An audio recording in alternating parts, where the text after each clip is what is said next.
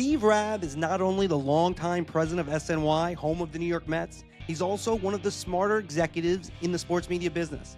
That's why I wanted to have him on, to understand where everything is going with the regional sports networks and beyond.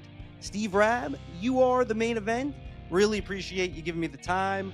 Talked over the years. I truly mean that. One of the smarter people in the business to try to figure out what's going on here. It's very kind, Andrew. Thank you. We will get to that. And Steve, in a minute, he made some news recently where SNY is going to go direct to consumer with MLB. We'll get to that in a moment. If you want to subscribe to the podcast, andrewmarchand.com to listen to the whole podcast. We're sponsored by WSC Sports, your league, your team, your network. You should use WSC Sports, their Discovery Network. Publisher, integrate live video and highlights from the world's top leagues and teams, providing new content experiences for users. And if you're a rights holder, turn monetization on automatic, and it helps new fans discover your content. Ask about the WSC Sports Discovery Network solution. You can find their link in the show notes or on your email, right-hand corner, yellow button. Press that, fill out the form, tell them Marchand sent you. And we have an event coming up March 18th.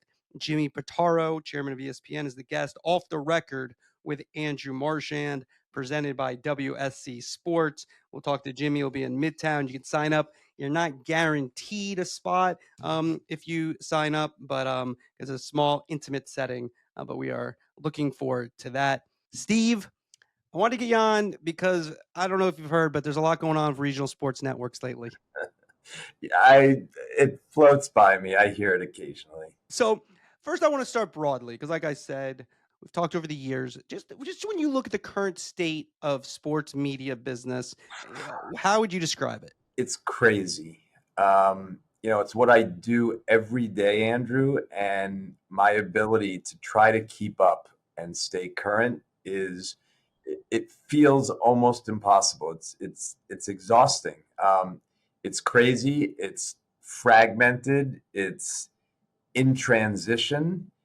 Sports media, I think, is the tail that is wagging the sports dog in so many ways. It's unbelievable, right? The changes that you see the big changes you see being contemplated, whether that's college football playoffs, number of teams in the playoffs, how many teams in the NCAA tournament, when should the World Cup take place, how many NFL games should there be?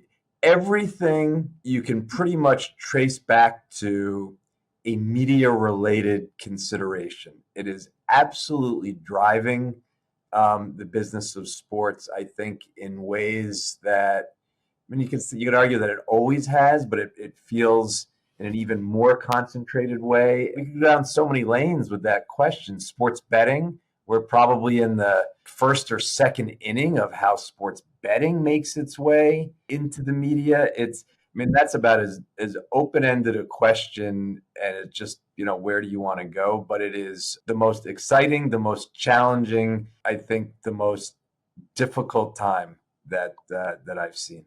Yeah, I think it was really striking during COVID because a lot of decisions were based on, networks like yours, how many games you were supposed to have during a season. And we saw it with the NFL as well. So that was a big thing. Let's just go back a little bit before we go forward. And when you start SNY early 2000s, what type of business is the RSNs? Because we all know what's facing the RSNs right now. People who listen to this podcast, we know what's going on with Major League Baseball, but I think we first kind of need to understand where we were and how we got here. So just first off, 2005 SNY begins. What kind of business is that? The business was created in 2005, launched for the baseball season in 2006. So 20 years. And 20 years ago, I remember one of the really big issues in conversations with distributors was, are you going to have games in HD? And if so, how many games are you going to have in HD? Which is remarkable, right? Talk about something that nobody even really thinks about. But that was still a time, I'd say that SNY was on the tail end of team ownership starting their own RSN, right? Yes Network had started a few years before. Nesson was in business, and the window was probably closing. Smaller markets didn't really have, or even medium didn't have the opportunity to do it. And we slipped in there. the distribution agreements were difficult, but you'll recall that two of SNY's owners are Charter and Comcast, right? So that strategy from the beginning was we're going to get two of the 800-pound gorillas on our side right from the beginning. And then we sort of had the good fortune of Verizon launched its Fios service pretty similar to about the timing that SNY launched, and they planted their flag on Long Island. So you had Cablevision and a new real competitor in Verizon on Long Island, which is the heart of Mets country. And then you had DirecTV, not that popular in Manhattan, right? Because of satellite isn't really something that works for all kinds of reasons in Manhattan. So you had all these viable competitors on Long Island, which is so important from a Met fan territory perspective. And we were able to really get all of the distribution, all the major players, and even the minor ones really were signed up from the beginning. So it wasn't easy.